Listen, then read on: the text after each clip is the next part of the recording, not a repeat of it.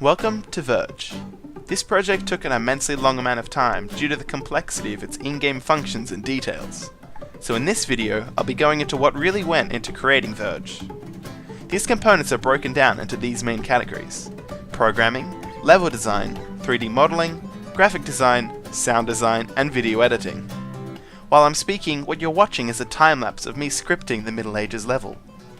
The programming as VERGE was done through a combination of C++ and Unreal Visual scripting. A lot of this work can be easily brushed over, as they are features which almost every game has, but I've created each function from the ground up. In other words, the sprinting mechanic, the stamina bar, the flashlight power, holding items, picking up items, furnace mechanic, tree and stone harvesting mechanics, the inventory system, the main menu, and the crafting system were functions which are all created from scratch. We don't have time for me to go through each function, so instead, here's a few of the important ones. The coding of VERGE is actually quite broad and quite varied, in that, for example, each level has its own blueprint. So we're right now in the survival level, and here's our survival level blueprint. So we've got our specific things like crafting pickaxe, arms, low gravity. That's what these four functions are here.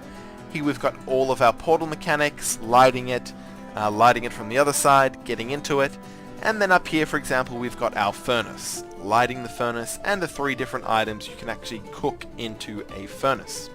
Continue on, in our character we've got code that is the same across all of the levels. So for example, in every single level you can sprint, you can turn on the flashlight, you can light a torch, your torch power decays, you can open menus. That's all done in our character blueprint here, which is quite nice because we can add multiplayer functionality if we so wished. So what you're watching right now is me 3D modeling a tree, modeling our medieval level, and modeling our cinema level. So in each of these levels it took a long time to learn how to level design efficiently and well, for that matter, in that you need to be thinking in the mind of the player. So I developed this skill across the project, and in both of these levels I sort of made sure I thought, where can the player go, where can they not go, and where should they be going? So for example, in our medieval level you can see I've created the landscape, and I haven't spent a long time on that, because the player doesn't actually have to go to that location, so the detail doesn't need to be as intense as the interior is going to be. So of course, in both of them, there's a lot of architecture that's involved. In our cinema level, we can see that I'm actually basing my design off an image, which of course is very helpful in getting ideas on what the level's actually going to look like. But for our medieval, for example, I'm kind of basing it off what's in my mind. I'm thinking, alright, so what's the player actually going to be doing? They're going to be walking around, doing different tasks, and to make that realism possible, I actually sectioned off the different areas of the medieval level so that the player has to move throughout them, so it's not like everything's just straightforward. They really are sort of pushed into the deep end. So that was a sort of basic rundown of how I thought of doing level design, and then you need to think in the mind of the player. And in this case I had to also take into account the use of the Oculus Rift.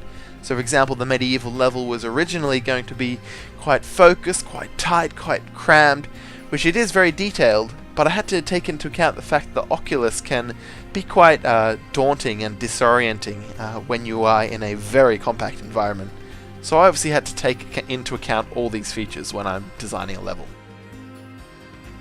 Alright, so the following sound effects you're about to hear, for example, cutting down a tree, getting stone, lighting a fire, were all created by me. And this is called Foley, where I take regular objects and I'll record them being hit against each other, rubbed up against each other, and they're recorded for use in-game, which was really sort of exciting to hear these sound effects actually working in-game.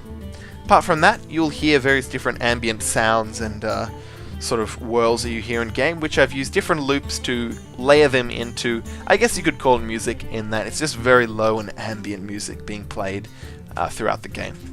Apart from that, I was in constant contact with an awesome voice actor who I found on Reddit, who I would send through scripts, my takes, inspiration of different voices I wanted him to do, and he would send through 3 or 4 of his own sort of interpretations, and from that I was able to sort of piece together which bits I liked, which bits I didn't, which really assisted in making the project really professional in how it came out. So that was really encouraging.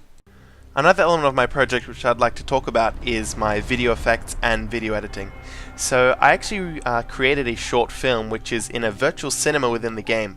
And this is actually quite a big project, filming this, editing it, and making it really look nice in game. Apart from that, we've got an introductory video which I've used footage of existing films and technologies to really use that as a sort of compositing project. We've got our VFX video which is featured in the VFX museum. And then apart from that, we've got the actual trailer for the game, which has been scripted, written, and edited solely by me. So, apart from all the 3D modeling, programming, and level design, there was quite a lot of video work that went into the project. So, to finish up, here's a message from the voice actor of Verge, Jack Renard.